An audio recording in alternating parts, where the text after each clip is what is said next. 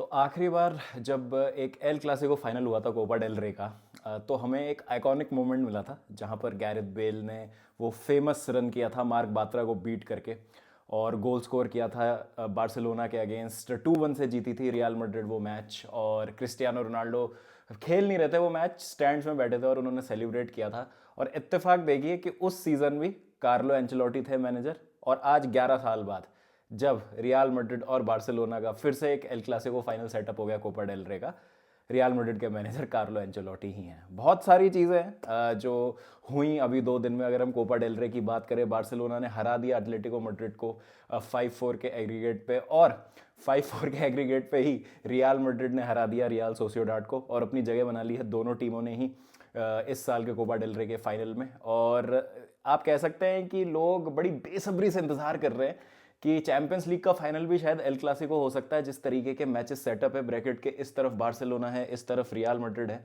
तो शायद El Clasico final हमें देखने को मिल सकता है जिस तरीके से दोनों टीमें खेलती हैं।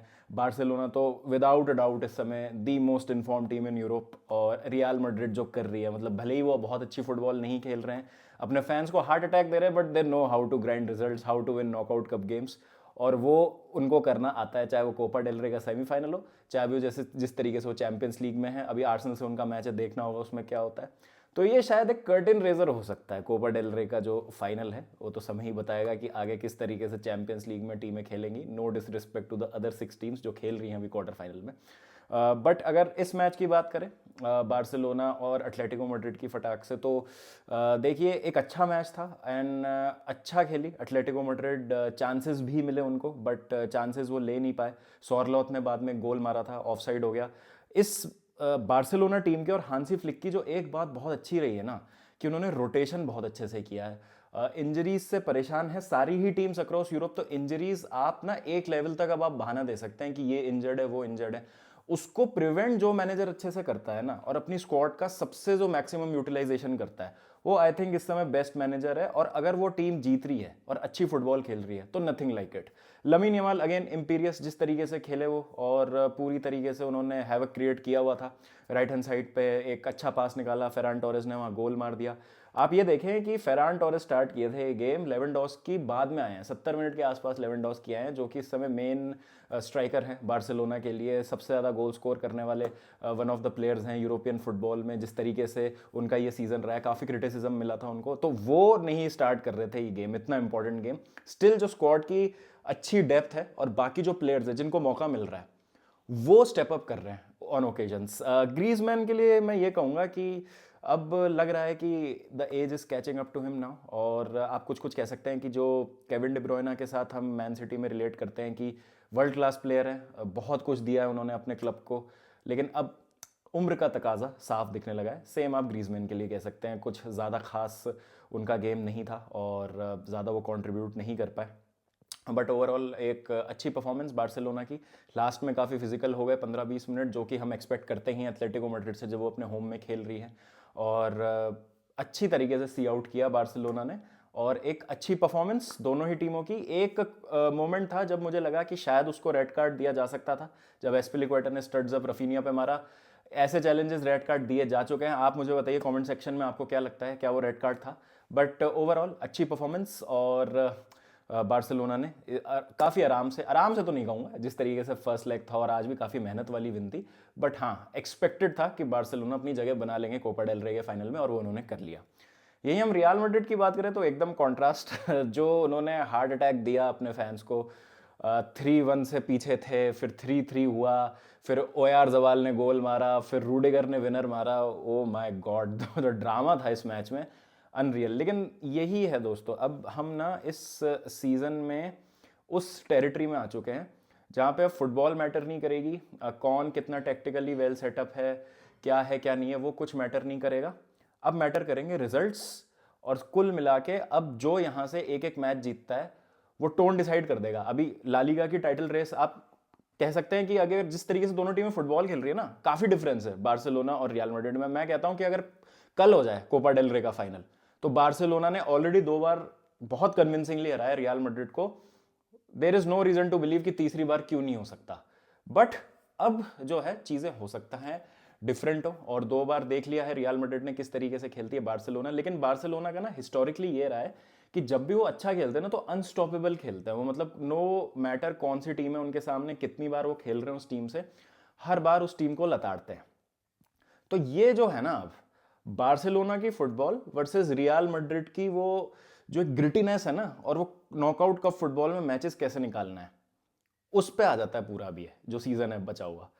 ला लीगा टाइटल रेस की मैं बात कर रहा था, 3 पॉइंट पीछे हैं रियल मैड्रिड, 63 पॉइंट्स हैं बार्सिलोना के, 60 पॉइंट्स हैं रियल मैड्रिड के, या 3 पॉइंट ज़्यादा हो गए होंगे, अभी मैच हुआ होगा एग्जैक्ट मुझे टैली याद नहीं, बट 3 पॉइंट का गैप है। तो आप ये देखिए कि 3 पॉइंट का गैप ना बहुत ज़्यादा नहीं होता, 3 पॉइंट का स्विंग कुछ ऐसा नहीं है कि आपको बहुत ज़्यादा उसके लिए मेहनत करनी पड़ती है। एक स्लिप अप बारसा ने किया, यहाँ पे रियल मैड्रिड जीती, बराबर पॉइंट्स हो जाएंगे। बात यह है कि 3 पॉइंट का डिफरेंस है जहां पे रियल मैड्रिड बहुत अच्छा नहीं खेल रही है और Barcelona are playing like the best football in last 4-5 years जो हमने उनको खेलते हुए देखा है। तो रियल मैड्रिड को आपको अभी भी रिस्पेक्ट देनी होगी। हाँ, डिफेंसिव इश्यूज हैं, Alaba is not looking the same player, he was all over the place, जिसकी वजह से असेंसियो का भी परफॉर्मेंस अफेक्ट हुआ। ऑफ द बॉल बहुत खराब ऑर्गेनाइजेशन है उनका, लेकिन स्टिल इंडिविजुअल ब्रिलियंस इतनी ज़्यादा है ना इस टीम में। और सेम चीज़ है जो मैं पिछले 2-3 साल से बोलता आ रहा हूँ रियल मैड्रिड के लिए, ऐसे मोमेंट्स पे जहाँ पर लगता है डाउन एंड आउट है, वहाँ पे वो मैच निकाल लेते हैं। आपको उनको बिल्कुल किल करना पड़ेगा, एक जॉम्बी होता है ना, उसका सर धड़ से अलग करना पड़ता है तब जाके वो मरता है। Real Madrid is that zombie, जो बार्सिलोना ने किया है पिछले 2 मैचेस में, कि बिल्कुल उनको गेम से ही बाहर कर दो फर्स्ट हाफ में 3-4 गोल मार के। तो देखते हैं क्या होता है। 26 अप्रैल को है कोपा डेल रे फाइनल, और मज़ा आएगा देखने में क्या होता है। अगर आप बार्सिलोना फ़ैन है, या मैं अभी बार्सिलोना फ़ैन होता, तो मैं बोलूँगा कि प्लीज़ काम डाउन, अभी आप बहुत अच्छा खेल रहे हैं, 3 ट्रॉफीज़ में आप पिप्ड हैं to like do really well.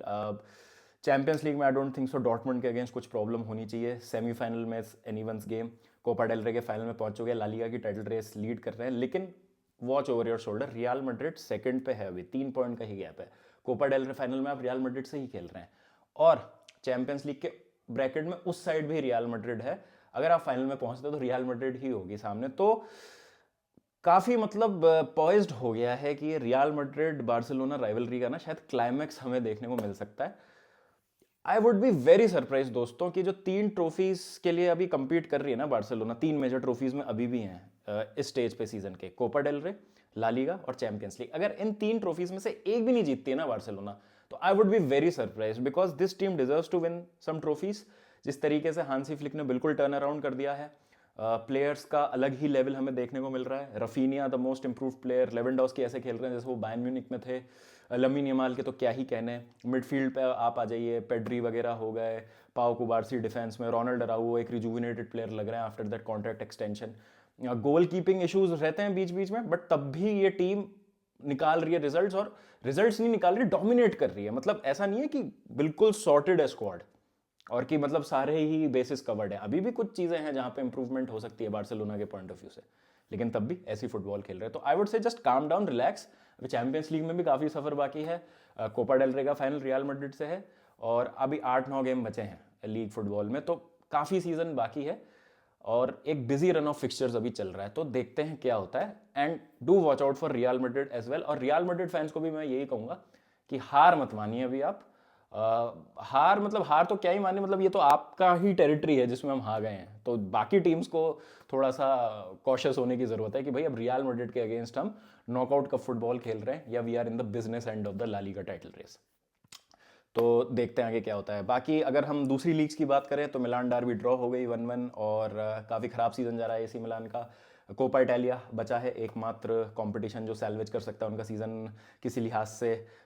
Inter Milan एक अच्छे कंटेंडर है, उनकी नज़रें होंगी पूरी चैंपियंस लीग पे, तो देखते हैं क्या होता है। बायर्न म्यूनिक से उनका क्वार्टर फाइनल है। यहीं हम प्रीमियर लीग की बात करें तो नॉटिंघम फॉरेस्ट ने हरा दिया मैनचेस्टर यूनाइटेड को, इप्सविच ने हरा दिया बोर्नमथ को, न्यूकासल जीत गई ब्रेंटफोर्ड से, एस्टन विला ने हरा दिया ब्राइटन को। तो एज थिंग स्टैंड चेल्सी अभी 6th है प्रीमियर लीग टेबल में, और अब मुश्किल हो जाएगा सफ़र चेल्सी का, काफ़ी मेहनत करनी होगी यहाँ से टॉप 5 की अगर हमें पकड़ मजबूत करनी है। तो आज स्पर्स के अगेंस्ट मैच है, रात को जुड़ जाइएगा। अभी मैं जा रहा हूँ थोड़ी देर में मुंबई, वहाँ पे कुछ काम है, वहाँ से ट्रैवल करके फिर आज ही आ जाऊँगा रात को, एंड देन हम फिर चेल्सी और स्पर्स का वॉच अलॉन्ग करेंगे। तो आपकी क्या प्रेडिक्शन है चेल्सी स्पर्स की? Please do let me know in the comment section. Who is going to win the Copa del Rey, ये भी मुझे बताइए। ला लीगा, चैंपियंस लीग, सारे प्रेडिक्शंस मुझे बताइए। काफ़ी अच्छा लग रहा है आप लोगों से मिलके इतने दिनों बाद। रात को मिलते हैं लाइव स्ट्रीम पे चेल्सी स्पर्स। जब तक ध्यान रखिए अपना, टेक केयर एंड पीस।